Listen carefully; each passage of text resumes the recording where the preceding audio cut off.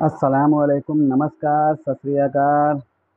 تو آج ہم لوگ ریئیکشن میں مفتی اجہری جی کا لے کر آئے ہیں کہ یہ آخر کائنات کیسے بنی، یہ کائنات میں کیسے کیسے لوگ آئیں، کیا ہوا۔ تو آج ہم لوگ اس ویڈیو کو دیکھیں گے اور کچھ اس کے بارے میں بات کریں گے کہ ہاں دنیا بننے میں کیسے بنا۔ اور آج کے دنوں میں جو سائنٹسٹ ہیں وہ بہت ہی آگے لوگ مانگتے ہیں، لیکن قرآن شریف میں پہلے سے یہ بتا دیا گیا تھا کہ یہ کیسے کیسے دنیا بنی، پرتھوی کہاں پر ہے اور کتنی دوری ہے، یا جو ہماری الگ ہیں چاند، سورج، وہ اس پرتھوی سے کتنے گنے بڑے ہیں، تو یہ پہلے ہی بتا دیا گیا ہے۔ اور آج ہم لوگ یہ 200-400 سالوں سے ہم لوگ جاننا شروع کیے ہیں، اور یہ 1400 سال پہلے ہی بتا دی گئی تھی، اور وہ محمد صلی اللہ علیہ وسلم کے ذریعے بتایا گیا تھا، جن کے کوئی استاد بھی نہیں تھا۔ تو آئیے اس ویڈیو کو ہم دیکھتے ہیں اور اس کے بعد کچھ باتیں کریں گے۔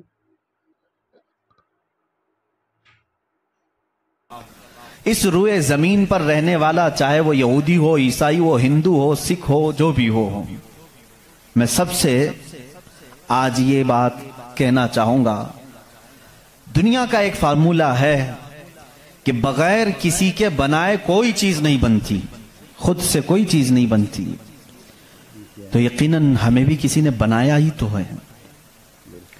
ہم چھوٹی سی چھوٹی چیز کو دیکھتے ہیں، ان کو کوئی بناتا ہے، خود سے کوئی چیز نہیں بنتی۔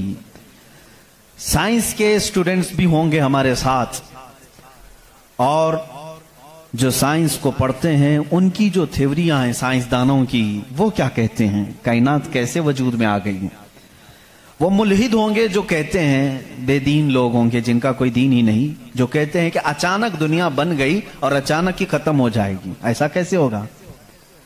ایسا کیسے ہوگا؟ اچانک دنیا بن گئی اور اچانک ختم ہو گئی، کوئی نہیں ہے اس کے آگے پیچھے۔ میرے عزیزو، جو غور و فکر کرنے والے سائنسدان ہیں وہ بھی اب اس نتیجے پر پہنچے ہیں کہ دنیا میں ایک بہت بڑا دھماکہ ہوا تھا کئی ارب سال پہلے، کئی لاکھ سال پہلے، ان کے اعتبار سے، ان کے علم کے اعتبار سے، جس کو یہ بگ بینگ کہتے ہیں۔ بگ بینگ کیا چیز ہے؟ تو سائنسدان یہ کہتے ہیں کہ کئی سالوں تک اس روئے زمین پر صرف سمندر تھا، اور سمندر میں بھی جو گیس ہوتی تھی وہ سب ہائیڈروجن، اور صرف 99% ہائیڈروجن اور 1% صرف آکسیجن کا یہاں پر وجود تھا، جس کی وجہ سے کوئی دوسرا زندہ رہ نہیں سکتا تھا۔ یہ سائنسدانوں کی تحقیق ہے۔ اس کے بعد پھر انہوں نے یہ کہا کہ ایک دھماکہ ہوا، اور سمندر سے، پانی سے ہر چیز بنتی چلی گئی، پانی سے بنتی چلی گئی۔ یہ 21ویں صدی میں بات کی جا رہی ہے، یہ بات 21ویں صدی میں کی جا رہی ہے، اور سائنس کے وجود کی تاریخ میں اگر آپ جائیں گے تو زیادہ سے زیادہ کہ 400 سال پہلے تک کی تاریخ ہوگی۔ 16ویں صدی میں، 17ویں صدی میں، 17ویں سینچری میں سائنس کی کچھ نہ کچھ چیزیں ایجاد ہونے لگی، جس کو آج ہم سائنس کہہ رہے ہیں۔ اور قرآن میں مولا فرماتا ہے وَجَعَلْنَا مِنَ الْمَاءِ كُلَّ شَيْءٍ حَيٍّ، ہم نے ہر چیز کو پانی سے بنایا ہے۔ یہ رب تعالیٰ فرما رہا ہے، اس کا قرآن عظیم گواہی دے رہا ہے۔ قرآن کس زمانے میں اترا وہ بھی آپ کے ذہن میں ہونا چاہیے، کس زمانے میں قرآن آیا ہے یہ بھی آپ کے ذہن میں اچھی طرح سے فٹ ہونا چاہیے، تاکہ اب سائنس کی تحقیقات اور اس زمانے کو میچ کر کے دیکھ سکیں آپ۔ قرآن اس زمانے میں آیا ہے جہاں یورپ میں لوگ جانوروں کے ساتھ رہتے تھے، امریکہ کا تو انکشاف بھی نہیں ہوا تھا، امریکہ نام کا کوئی ملک ہے یہ پتہ بھی نہیں تھا لوگوں کو۔ جتنی دنیا تھی اس میں سب سے زیادہ تہذیب والا ملک، تمدن والا ملک ایران تھا، عرب تھے، روم تھے، باقی سب تو بچھڑے ہوئے لوگ تھے۔ روم، ایران اور عرب کو اس زمانے میں تہذیب والا کہا جاتا تھا۔ ان کی تہذیب کا عالم یہ تھا کہ جب میرے آقا صلی اللہ تعالیٰ علیہ وسلم مدینہ طیبہ میں تشریف لائے، یہ بہت بڑے تہذیب والوں کی بات میں کر رہا ہوں، یعنی بہت نالج رکھنے والوں کی بات کر رہا ہوں. اتنا نالج تھا کہ جب میرے آقا مدینے میں تشریف لائے تو صرف 6 لوگوں کو لکھنا آتا تھا. یہ بڑے تمدن والے لوگ تھے، بڑے نالج والے لوگ تھے. اس زمانے کا علم یہاں تک پہنچا ہوا تھا میرے عزیزو. باقی یورپ وغیرہ کا حال تو بہت ہی بدتر تھا. یہاں تک کہ آبادی کیسے بنائی جائے یہ سلیقہ اسلام نے بتایا ہے.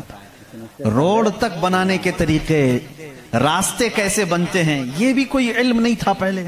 لوگ ستارے دیکھتے تھے اور چلتے جاتے تھے. یا آج جو روڈ بنے ہوئے ہیں اس کی ایجاد ہی سیدنا عمر فاروق نے کی ہے رضی اللہ تعالیٰ، کہ عام ایک راستہ ہونا چاہیے، ہائی وے ہونا چاہیے، اس کو پکا بنانا چاہیے کہ لوگ اسی سے گزریں. آج آپ کو راستے اتنے بنے ہوئے ہیں اس لیے کوئی تارا نہیں دیکھتا، صرف سامنے دیکھتے ہیں. اب تارے دیکھیں گے تو پھر بڑا مسئلہ ہو جائے گا. اس زمانے میں تارے دیکھ کر کے چلتے تھے. عزیزان گرامی، یورپ کا حال اس زمانے میں یہ تھا کہ نالج نام کی کوئی چیز نہیں تھی. وہ لوگ انت وشواس، جیسے آج بھی ہمارے ہاں کچھ لوگوں میں موجود ہے، اندھا یقین، ان چیزوں پر بہت عمل کرتے تھے. جیسے اپشگن ہو جانا، یہ تمام معاملات میں بہت وہ آگے تھے. حتیٰ کہ بیماریوں کو بھی وہ بیماری نہیں سمجھتے تھے. جیسے آج یورپ جادو ٹونے پر یقین نہیں رکھتا، ہر چیز کو بیماری کہتا ہے. اس زمانے میں ہر بیماری کو وہ جادو سمجھتے تھے، شیطان سمجھتے تھے. بیماری کا ان کو ادراک بھی نہیں تھا. اسلام میں جو فقہا پیدا ہوئے، جو اطباء پیدا ہوئے، جو سائنسدان پیدا ہوئے، انہوں نے بیماری کے متعلق بہت سارے تحقیقات پیش کی. صرف یہ بات میں عرض کرنا چاہوں گا کہ قرآن اس زمانے میں نازل ہوا ہے جب علم کا وجود زیادہ نہیں تھا لوگوں کے پاس، اتنا کہ کوئی اکا دکا لکھنا جانتا تھا. اور کس پر نازل ہوا یہ بھی آپ کے ذہن میں ہونا چاہیے. 2 چیزیں دماغ میں رکھیں، اس کے بعد پھر میں قرآن کی آیتیں پڑھتا ہوں. ایک ماحول ایسا ہے، سائنس کا وجود نہیں، علم کا وجود نہیں، علم نام کی چیز ہی نہیں تھی لوگوں کے پاس. اور جس پر نازل ہوا وہ ایسا رسول ہے جو کسی کا شاگرد بھی نہیں، کوئی استاد نہیں. محمد الرسول اللہ صلی اللہ تعالی علیہ وسلم، ان پر قرآن نازل ہوا. ایسے ماحول میں نازل ہوا جب کوئی علم جاننے والا نہیں تھا. اور جس پر نازل ہوا وہ کسی یونیورسٹی سے پڑھا، کسی کالج سے پڑھا، کسی مدرسے سے پڑھا ہوا رسول نہیں. اس رسول کا معلم اور استاد صرف خالق کائنات ہے. جبرائیل علیہ السلام کا بھی صرف اتنا کام رہا ہے، جو رب نے حکم دیا اتنا ہی پہنچا دیا. بلکہ بہت ساری قرآن کی باتیں ایسی ہیں جو جبرائیل پہنچا تو گئے لیکن اس کا علم انہیں بھی نہیں دیا گیا، انہیں بھی نہیں دیا گیا. اب یہ 2 باتیں کسی کو بھی چیلنج کر کے بتا دینا، تاریخ کی سچائیاں اس بات کا انکار نہیں کر سکتی. اپنے تو اپنے، غیروں نے بھی حضور کی تاریخ لکھی ہے اور سبوں نے اقرار کیا ہے کہ محمد صلی اللہ علیہ وسلم ایک ایسے پروفٹ ہیں جو پوری زندگی بھر کسی استاد کے پاس گئے نہیں، کسی استاد کے پاس گئے نہیں. اور یہ بھی حکمت ہے میرے مولا کی، اسی لیے ہم اس رسول کو النبی الامی کہتے ہیں. امی کا مطلب کچھ بیوقوف لوگ آج کے زمانے کے جو بدعقیدہ ہیں وہ ان پڑھ کرتے ہیں. رسول ان پڑھ تھے معاذ اللہ. بیوقوف ہو تمہیں معلوم نہیں، امی کا مطلب ہوتا ہے کسی سے پڑھا ہوا نہیں. ان پڑھ میں اور کسی سے نہ پڑھا ہوا ہونے میں بہت بڑا فرق ہے. یہ 2 باتیں ذہن میں رکھو. قرآن کس ماحول میں نازل ہوا اور جس پر نازل ہوا وہ کسی کا شاگرد نہیں. اب اس کی باتیں جب ہم بیان کرتے ہیں سائنسدانوں کی آنکھیں پھٹی کی پھٹی رہ جاتی ہیں. وہ قرآن بیان کر رہا ہے ان فی خلق السماوات والارض لآیات لأولی الالباب، بے شک یہ زمین کی پیدائش میں، آسمانوں کی پیدائش میں بڑی میری نشانیاں ہیں. اللہ فرما رہا ہے رات کو ہم زائل کرتے ہیں، اسی سے دن نکالتے ہیں. قرآن یہ کہہ رہا ہے وَجَعَلْنَا مِنَ السَّمَاءِ، آسمان سے اللہ تبارک و تعالیٰ نے وَجَعَلْنَا السَّمَاءَ سَقْفًا مَحْفُوظًا، قرآن کہتا ہے ہم نے آسمان کو ایک محفوظ چھت بنایا ہے. قرآن یہ کہہ رہا ہے آسمان اور زمین ملے ہوئے تھے، ہم نے دونوں کو پھاڑ کر کے الگ کر دیا اور دونوں کے منہ کھول دیا. یہ قرآن اس زمانے میں کہہ رہا ہے علم فلکیات جس کو آسٹرونومی کہتے ہیں، علم ارضیات جس کو جیو فزک کہا جاتا ہے، زمین کے معاملات، آسمان کے معاملات جاننے والا اس زمانے میں کوئی نہیں۔ اس وقت قرآن کہہ رہا ہے آسمان و زمین ملے ہوئے تھے، ہم دونوں کو پھاڑ دیے، ہم نے ان دونوں کو پھاڑ دیا اور دونوں کے منہ کو کھول دیا۔ اب کا سائنس کہتا ہے زمین و آسمان کو دیکھنے کے بعد ایسا لگتا ہے کہ یہ گیلیکسی میں ملا ہوا ایک سیارہ تھا، اور یہ پھر زمانے کے بدلتے بدلتے آسمان الگ ہو گیا، زمین الگ ہو گئی۔ اب کا سائنس یہ کہتا ہے، اور پھر یہ بند نہیں ہے، جیسے ہماری چھت بند ہے، اوپر سے پانی ڈالو تو نیچے کچھ نہیں آئے گا، نیچے کے فرشی بھی بند ہے، نیچے زمین سے کوئی چیز یہاں مسجد میں نہیں نکلے گی۔ سائنس اب یہ کہہ رہا ہے آسمان میں جگہ جگہ سوراخ ہیں، منہ کھلا ہوا ہے، زمین میں بھی جگہ جگہ سوراخ ہیں، دکھنے والے نہیں، یہ کھلا ہوا ہے۔ اس کا مطلب میں بھی سمجھ نہیں پایا تھا، آسمان کھلا ہوا ہے، زمین کھلا ہوا، منہ کھلا ہوا ہے، کیا مطلب؟ کہا کہ اللہ تعالیٰ جب چاہے آسمانوں پر پانی ڈالے تو اپنا منہ کھولتا ہے، بارش برستی ہے، اور زمین کا منہ کھلا ہے، اس کا مطلب یہ ہے تم جہاں پر بھی جتنی گہرائی میں بھی زمین کے بیج ڈالو، اس کا منہ کھلا ہے، وہ سینہ پھاڑ کر باہر آتا ہے۔ اگر زمین بند ہوتی تو کوئی چیز زمین سے باہر نہیں نکلتی، زمین سے کوئی چیز باہر نکلتی ہے، اس کا مطلب ہے کہ ان کے منہ کھلے ہوئے ہیں۔ سائنس نے اب بھی کہا کہ آسمان کا منہ کھلا ہوا ہے، زمین کا منہ کھلا ہوا ہے۔ قرآن کس ماحول میں نازل ہوا ہے؟ جب سائنس کا وجود نہیں۔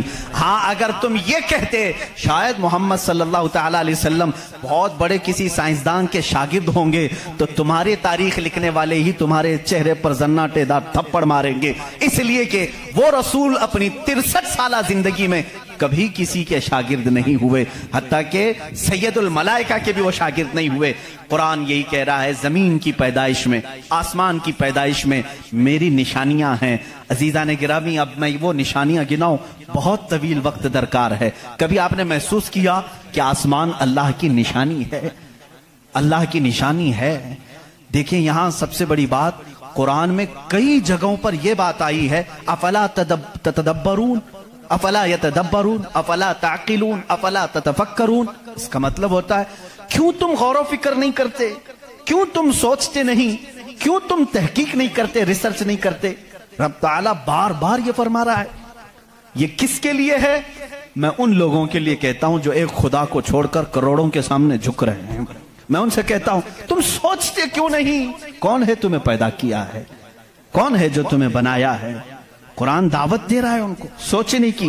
میرا یقین یہ کہتا ہے جو بھی انسان اس کائنات میں ہے، اللہ نے اسے اتنی عقل ضرور عطا کی ہے کہ اگر وہ سوچنے پر آ جائے تو اپنے رب تک ضرور پہنچے گا۔ اگر وہ غور و فکر کرنے پر آ جائے تو جھوٹے خداؤں کو چھوڑ دے گا۔ ایک صحابی ہیں، حضور صلی اللہ تعالی علیہ وسلم پر ایمان لانے کے بعد وہ کہتے ہیں حضور ایام جہالت میں ہمارے سے 2 ایسے معاملات ہوئے، ایک واقعہ یاد کرتا ہوں تو رونا آتا ہے، اور ایک واقعہ یاد کرتا ہوں تو ہنسی آتی ہے۔ جہالت میں ہم کچھ ایسے کام کرتے تھے اسلام لانے سے پہلے کہ ایک واقعہ ایسا ہے کہ ہم رو پڑتے ہیں یاد آتی ہے تو، اور ایک واقعہ ایسا ہے کہ وہ یاد آتی ہے تو ہنس پڑتے ہیں۔ حضور نے پوچھا وہ دونوں کیا ہیں؟ انہوں نے کہا جہالت میں جب ہمارے گھر بیٹی پیدا ہوتی تو ہم اس کا گلا مروڑ کر دفن کر دیتے تھے، ہم نے اپنے ہاتھوں سے کئی بچیوں کو دفن کیا، وہ جب بھی یاد آتا ہے تو رو پڑتے ہیں، رونا آتا ہے۔ ہنسی کس بات پر آتی ہے؟ وہ کہتے ہیں ہم جب سفر پر نکلتے تھے تو ہمارے جو خدا ہوتے تھے ان کو آٹے کا بنا لیتے تھے، ہم ویسے تو مٹی کا بناتے ہیں اور پھر پانی میں ڈبوتے ہیں۔ ان کی ذریت آج بھی موجود ہے۔ عرب والوں میں اگر میں بیان کروں کہ ہاتھوں سے خدا بنائے جاتے ہیں تو انہیں یقین نہیں آتا، ہندوستان والوں کو بہت جلدی یقین آئے گا۔ تو وہ صحابی کہتے ہیں ہم آٹے کے بناتے تھے، ان کے جو خدا ہوتے تھے وہ آٹے کے بناتے تھے، کیونکہ مٹی کا پتھر کا اٹھا کر لے کر جانے میں بوجھل ہوتا تھا، وزن ہوتا تھا، اتنے بڑے خدا کو کہاں لے کر کے گھومتے رہے۔ وہ صحابی کہتے ہیں ہم آٹے کا بنا کر لے جاتے۔ پھر ہنسی کس بات پر آتی ہے؟ کہتے ہیں اگر سفر میں زیادہ بھوک لگتی کبھی اس کا ہاتھ توڑ کے کھا لیتے تھے، کبھی اس کا پیٹ کاٹ کے کھا لیتے تھے، کیونکہ آٹے ہی کا تھا۔ آج بھی لوگ کرتے ہیں، شکر کا بناتے ہیں۔ بہرحال تو وہ صحابی کہتے ہیں مجھے ایام جہالت کی یہ باتیں یاد آتی ہیں تو میں ہنس پڑتا ہوں۔ خیر میں اور تفصیل میں نہیں جاؤں گا۔ عزیزان گرامی، غور و فکر کرنے کی جس کے اندر عادت ہوگی وہ انت وشواس صرف پھیلے ہوئے بے یقینی پر ایمان نہیں لائے گا۔ آج بھی بہت سارے ایسے نیوٹرل قسم کے لوگ ہیں جو مسلمان نہیں ہیں، میں جانتا ہوں ان کو، وہ خود آئیڈل ورشپرز نہیں ہیں، وہ خود اس بات کا انکار کرتے ہیں کہ اپنے ہاتھوں سے بنائی ہوئی چیز کی عبادت کیسے کی جائے۔ ہم اس پاور کو مانتے ہیں جو ہماری آنکھوں میں نہیں آتا مگر ہم سب کو دیکھ رہا ہے۔ ایسے لوگ بھی ہیں۔ ہاں، اگر کوئی اس طرح کا موحد ہے، وہ اللہ کی وحدانیت کو تسلیم کرتا ہے، تو اس کے ہدایت کی بھی امید ہے۔ میں یہ کہہ رہا تھا، آسمانوں اور زمینوں میں اللہ نے فرمایا میری نشانیاں ہیں۔ غور و فکر کرنا چاہیے، نشانی کیسے؟ پوری دنیا کے بہت ترقی یافتہ سائنس سے میرا یہ چیلنج ہے، میری یہ بات کا یہ چیلنج ہے، بہت تم نے ترقی کی، لیکن ایک ایسی چھت بنا کر کے دکھاؤ جس کا کوئی پلر نہ ہو، ہوا میں چھت قائم کر کے دکھاؤ، اور وہ بھی اتنی موٹی ہونی چاہیے، اتنی موٹی کہ جس کے بارے میں حضور اکرم صلی اللہ علیہ وسلم نے فرمایا کہ اس کی موٹائی 500 سال اگر کوئی گھوڑا دوڑے تو طے نہ ہو پائے، وہ آسمان کی موٹائی۔ میں اتنی موٹائی کی بات نہیں کرتا ہوں، 1 کلومیٹر چوڑی ہی کوئی بنا کر کے دکھا دیں، سائنس ہمارا بہت ترقی کر چکا ہے، نہیں بنا سکو گی، لیکن کائنات کی اس پوری زمین پر اللہ رب العزت نے ایک چھت ہمارے سروں پر رکھی ہے، اور سب کو معلوم ہے وہ چھت کیسی ہے، بغیر پلر والی۔ کہیں اس کو ستون دیکھا آپ نے؟ اللہ الذی رفع السماوات بغیر عمد ترونها، قرآن کہتا ہے وہ اللہ ہی ہے جس نے بغیر ستون کے آسمانوں کو بنایا، اور تم بھی اس کو دیکھ رہے ہو۔ قرآن چیلنج کر رہا ہے، تم بھی اسے دیکھ رہے ہو۔ اور حیرت کی بات یہ ہے، ہمارے پلر والی چھت کے بارے میں تو یقین ہوگا اب یہ گرے گی نہیں، لیکن اگر یہ تڑکنے لگے، کہیں سے آوازیں آنے لگے، ہم بھاگ کر کے کون سی چھت کے نیچے جاتے ہیں؟ پلر والی چھت سے ہم کو خوف لگتا ہے آج کل گر نہ جائے، اور پناہ لینے کے لیے اس چھت کے نیچے جاتے ہیں جس کا کوئی پلر ہی نہیں۔ اللہ کی نشانیاں ہیں اس میں۔ اللہ رب العزت فرماتا ہے تم دیکھ رہے ہو ان آسمانوں کو ہم نے کیسے قائم کیا ہے۔ اب اس کی تحقیقات جو آسٹرونومی پڑھے ہوئے ہیں وہ جانتے ہوں گے، علم فلکیات اس کو کہتے ہیں، آسمانوں کا علم، یہ بھی ابھی سب کو پورا حاصل نہیں ہو سکا۔ جو ہماری نظروں میں نظر آ رہا ہے یہ تو دھواں ہے، بادل ہے، آسمان تک پہنچنے کے لیے پتہ نہیں کتنا سفر، اور اس میں اللہ رب العزت نے ستاروں کے ایک ایسے جھرمٹ کو رکھا ہے۔ آسمان کتنا چوڑا ہے، کتنا لمبا ہے، گیس کر سکتے ہیں ہم؟ کبھی گیس کریں گے آپ؟ میں صرف ایک حساب بتاتا ہوں۔ اس آسمان میں اللہ تعالیٰ فرماتا ہے کلن فی فلک یسبحون، سورج، چاند، جتنے بھی گیلیکسی کے سٹارز ہیں، تارے ہیں، یہ سب آسمان میں تیر رہے ہیں۔ اللہ فرما رہا ہے سورہ یاسین کی آیت سے، یہ سب آسمان میں تیر رہے ہیں، لٹک رہے ہیں۔ اچھا، جس پر لٹک رہے ہیں ظاہر سی بات ہے وہ بڑا ہونا چاہیے۔ اب وہ کتنا بڑا ہوگا؟ وہ چھت کی چادر کتنی بڑی جس پہ سورج بھی لٹک رہا ہے، چاند بھی لٹک رہا ہے۔ ہم نے سائز پوچھا سائنسدانوں سے، سائز پوچھا کہ یہ کتنے بڑے بڑے ہیں جو آسمان میں لٹک رہے ہیں، تو انہوں نے کہا سب سے قریب جو ہمارا ستارہ ہے، سیارہ ہے، زمین سے جو سب سے قریب سیارہ ہے وہ چاند ہے۔ اور سورج کا کیا حال ہے؟ کہا سورج زمین سے 13 لاکھ گنا بڑا ہے، 13 لاکھ گنا بڑا۔ اب یہاں ہماری عقلیں ششدر ہو جاتی ہیں، کسی کے پاس کیلکولیٹر بھی نہیں، کتنا حساب کرے؟ 13 لاکھ گنا بڑا زمین سے، ہمارے تصور میں نہیں آتا۔ وہ کہاں لٹک رہا ہے؟ آسمان میں۔ چاند اس سے 50 گنا بڑا ہے زمین سے، وہ کہاں ہے؟ آسمان میں۔ اچھا، اتنا ہی نہیں، یہ گیلیکسی کے اندر سورج سے 50 گنا بڑے اتنے سیارے ہیں کہ جن میں سے صرف ابھی 40% کا دریافت کی جا چکی ہے، باقی 60% ابھی تک سائنسدانوں کو پتہ ہی نہیں۔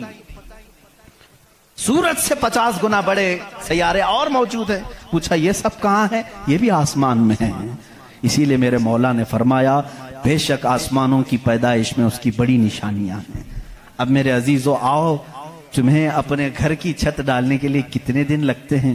کتنے ورکر لگتے ہیں, کتنے مزدور لگتے ہیں, کیا کیا اس کے لیے سامان لگتے ہیں, یہ سب تمہیں معلوم ہے. جنہوں نے چھتیں ڈالی, اب اتنی بڑی چھت جس نے قائم کی ہے, جس میں لاکھوں گنا بڑا زمین سے سورج بھی ہے, چاند بھی ہے, گیلیکسی کے اور سٹارز ہیں, وہ خدا فرما رہا ہے آسمان کو, زمین کو کس طرح سے اس نے بنایا. قرآن میں ہے صرف 6 دن میں ان دونوں کی پیدائش ہوئی. اس سے بھی بلکہ اللہ تعالیٰ فرماتا وَجَعَلَ الْأَرْضَ فِي يَوْمَيْنِ, اللہ نے زمین کو 2 دن میں پیدا فرمایا, آسمان کو. اور اس میں جتنی سجاوٹ ہے, سجاوٹ کیا ہے, یہ پورے سمندر کو رب فرما رہا ہے وہ زمین کی زینت ہے, جتنے درخت ہیں وہ زمین کی زینت ہیں, اور آسمان کی زینت کیا ہے, چاند ہے, سورج ہے, ستارے ہیں, یہ سب 4 دن میں بنے. کل 6 دن میں ان کی پیدائش ہوئی ہے, کل 6 دن میں ان کی پیدائش ہوئی ہے. میاں ہماری دکان نہیں بنتی 6 دن میں, اور وہ خالق کائنات فرما رہا ہے 6 دن میں اس پوری کائنات کے زمین و آسمان کی پیدائش ہوئی. تو کیا یہ اللہ رب العزت کی نشانیاں نہیں ہیں؟ غور و فکر, تدبر. میں اگر سنی ہوئی باتوں پر یقین نہیں آتا کچھ لوگوں کو, کیونکہ وہ سائنس کے ماحول میں آج جی رہے ہیں, وہ ہر بات سائنس کی یقین کے ساتھ مان لیتے ہیں. میں ان سے ہی کہتا ہوں اپنے سائنسدان آقاؤں سے پوچھیں کہ اس زمین کا حجم کتنا بڑا ہے, آخر یہ ٹھہری کیسے ہے اتنے دن تک, یا اب تک قائم کیسے ہے, یہ ہلتی کیوں نہیں ہے. اچھا, اس کے بعد رب تعالیٰ فرماتا ہے ہم نے اس زمین کو پانی پر بچھایا ہے. اے اللہ تیرے عجائب قدرت عجیب در عجیب ہیں, کتنے عجیب ہیں. آپ سے میں کہتا ہوں حوض میں یا مسجد کا بھی حوض ہے, جاؤ ایک چادر اس کے اوپر بچھاؤ, ٹاول لے کر کے بچھاؤ, کتنی دیر تک وہ پانی پر کھڑا رہے گا. ٹاول چادر اس کی موٹائی کتنی ہے, بہت پتلی سی ہے, وہ mm میں آئے گی, لیکن وہ آپ کے اس پانی پر ٹھہر نہیں سکتی. اگر آپ کہیں موٹی چیز میں بچھاؤں, موٹی چیز بچھا کر کے دکھاؤ, کتنی دیر وہ رک سکے گی, نہیں رک سکے گی. اور یہ اللہ نے قرآن میں فرمایا ہم نے پانی پر زمین کو بچھایا, اور اس کا انکار سائنس بھی نہیں کر رہی ہے. سائنس بھی یہی کہتی ہے زمین کو جتنی جگہ سے کھودا جائے پانی ہی ہے. ہم بھی تو جو بورول جو نکالتے ہیں زمین کو کھودنے کے بعد پانی آتا ہے. اب پانی پر اس زمین کو بچھایا رب تبارک و تعالیٰ نے, کتنا وزن یہ اٹھائی ہوئی ہے, کتنا وزن اٹھائی ہوئی ہے. سب سے بڑا وزن تو ان مشرکین کا ہے جو اس رب کو نہیں مانتے ہیں. یہ دھرتی کا بوجھ ان کو کہتے ہیں, یہ سب کو اٹھائی ہوئی ہے. پتہ نہیں کتنے کروڑوں ٹن اس پر وزن ہے یہ, لیکن کبھی بھی ہلتی ہوئی نظر نہیں آتی. لیکن اس کو بھی قرآن میں اللہ فرما رہا ہے ہم نے اس زمین کو ہلنے سے روکنے کے لیے جگہ جگہ پر پہاڑوں کو میخ بنا کر گاڑ دیا. والجبال اوتادا, اور پہاڑوں کو ہم نے میخ بنا کر گاڑ دیا ہے. اب اس کی تحقیق اس زمانے میں نے اپنے پڑھنے کے زمانے میں اس کی ایک تحقیق اپنے استاد کے پاس پڑھی تھی. صفا مروہ کی بارے میں اختلاف چل رہا تھا. سعودی یہودی حکومت نے صفا مروہ کو پوری طور پر ختم کرنے کی ناپاک کوشش کی, اور الگ سے انہوں نے مسعی بنایا صحیح کرنے کا. تو اختلاف علماء میں تھا کہ انہوں نے زیادہ چوڑا کر دیا. اسی زمانے میں یہ تحقیق ہوئی پہاڑ جو ہے اس کا وجود زمین پر کیسا ہوتا ہے. ان سعودیوں نے کہا پہاڑ ایسا اوپر شیپ میں ایسا ہوتا ہے, ٹرائنگل ہوتا ہے, اوپر سے کونا ہوتا ہے, نیچے چوڑا ہوتا ہے. ان سعودیوں نے کہا نیچے بھی یہ جڑیں چھوڑتا ہے, پھیلتا ہوا جاتا ہے, جیسے درخت اوپر ہوتا ہے اور نیچے اس کی جڑیں پھیلی ہوئی ہوتی ہیں. تو انہوں نے کہا نیچے بھی وہ پہاڑ کا حصہ ہے, اس لیے ہم نے بازو میں بھی راستہ بنایا تاکہ صفا مروہ کی صحیح اگر ہو رہی ہے تو وہ پہاڑوں کے بیچ میں ہی ہو رہی ہے. میرے استاد گرامی مصر کے ہیں, انہوں نے پوری اس پر تحقیق کے ساتھ کتاب لکھی, چیلنج کیا, کہا پہاڑوں کو اگر کھود کر کے دیکھو ہمارا یقین یہ کہتا ہے. انہوں نے بہت سارے دلائل سے ثابت کیا پہاڑ اوپر سے جو اس طرح کے شیپ کا ہوتا ہے, ٹرائنگل اوپر سے, نیچے وہ جڑیں نہیں چھوڑتا بلکہ اندر جاتے جاتے اور باریک ہو جاتا ہے, اندر باریک ہوتے ہوتے ہوتے بہت پتلا ہو کر نیچے تک جاتا ہے. میں نے پوچھا نیچے کتنی اندر تک ہے؟ انہوں نے کہا جو پہاڑ تمہیں اوپر دکھ رہے ہیں یہ پہاڑ کا 1% ہے, باقی 99% پورا نیچے ہوتا ہے. یہ پہاڑوں کی اونچائی, یہ پہاڑوں کی جو اونچائی ہے یہ 1% ہے, 99% پورا نیچے ہوتا ہے۔ حیرت میں پڑ گئے، اتنا نیچے پہاڑ ہے؟ کہا یہی تو بات ہے، کیا تم دیوار میں جب میخ ٹھوکتے ہو تو اوپر کتنا دکھتا ہے اور اندر کتنا رہتا ہے؟ 2 انچ کا اگر ہم لے رہے ہیں میخ اور کیل تو اس کا منہ صرف اوپر تھوڑا سا، وہ بھی mm میں ہوگا، اور 2 انچ تک اندر وہ دیوار میں دھسا ہوا ہوگا۔ اور جب قرآن میں مولا نے فرمایا ہے زمین پر ہم نے پہاڑوں کو میخ بنا کر گاڑ دیا ہے، آج سائنس یہ کہہ رہا ہے کہ پہاڑ 9 گنا نیچے اندر تک موجود ہے۔ قرآن کس زمانے میں نازل ہوا؟ آسٹرونومی نہیں تھی، آسٹرولوجی نہیں تھی، زمین کے یہ جیو فزک نہیں تھے، آلہ جات نہیں تھے، تحقیق کے لیے مائکروسکوپ، ٹیلیسکوپ کچھ نہیں تھا۔ اس زمانے میں قرآن زمین کے اندر کی بات بتا رہا ہے۔ یہ عظیم معجزہ ہے قرآن کا میرے عزیزو، اسی لیے قرآن کہتا ہے سوچتے کیوں نہیں، فکر کیوں نہیں کرتے؟ وہی ہے خالق کائنات جس نے اس پورے نظام کو بنا رکھا ہے۔ یہ اتنی نہیں ہے، یہ جو زمینوں میں نظر آ رہی ہیں ان کی تحقیقات کرتے کرتے کئی لوگوں کی زندگیاں ختم ہو گئی۔ کچھ چاند کی تحقیق پر چلے، کچھ سورج کی تحقیق پر چلے، کچھ زمین کی تحقیق پر چلے۔ انسانوں کو بھی اللہ نے یہ علم دیا ہے، یہ عقل دیا ہے۔ یہ جو سائنسدان اپنی تحقیق کر رہے ہیں یہ کبھی یہ نہ سمجھیں کہ یہ ہماری مارے ہوئے تیر ہیں، بلکہ اللہ اپنے بندوں کو خود اتنی سمجھ بوجھ دیتا ہے کہ وہ اس کی نشانیوں کی کھوج لگائیں اور کائنات کو بتائیں کہ کوئی تو ہے جو طاقت اسے چلا رہی ہے، کوئی تو ہے نظام جو اس کی پرورش کر رہا ہے۔ لیکن یہ دھوکہ باز بن جاتے ہیں کچھ لوگ کہ وہ تحقیق کر کے سمجھ تو جاتے ہیں لیکن بعد میں جب ان کو علم ہوتا ہے کہ اس کے پیچھے کوئی طاقت ہے وہ بتا نہیں پاتے، اس لیے کہ کفر ان کے دلوں میں رچ بس چکا ہے۔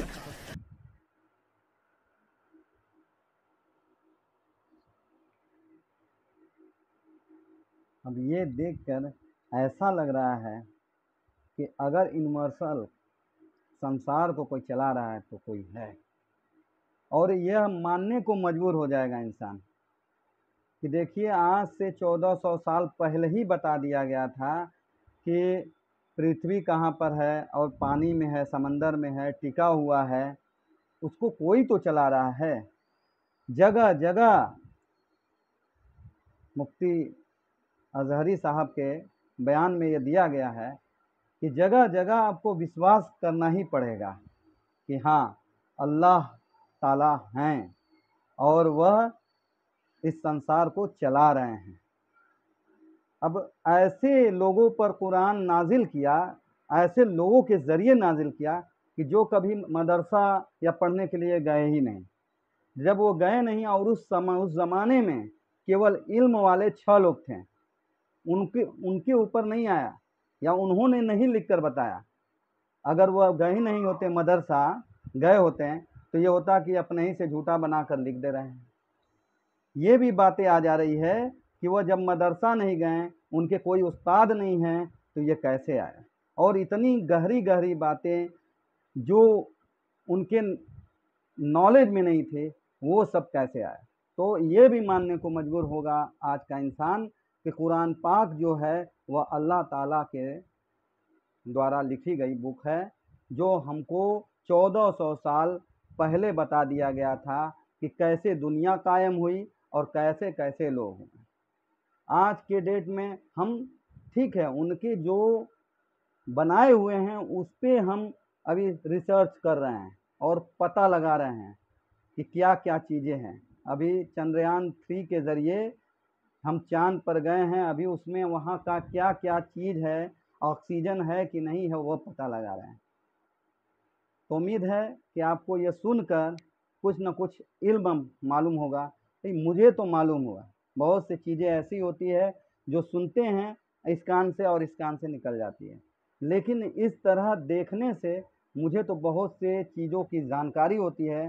انشاءاللہ تعالی آپ کو بھی اس کی جانکاری ہوئی ہوگی، اور اگر ویڈیو اچھی لگے تو سبسکرائب اور شیئر کرنا نہ بھولیں۔ اللہ حافظ۔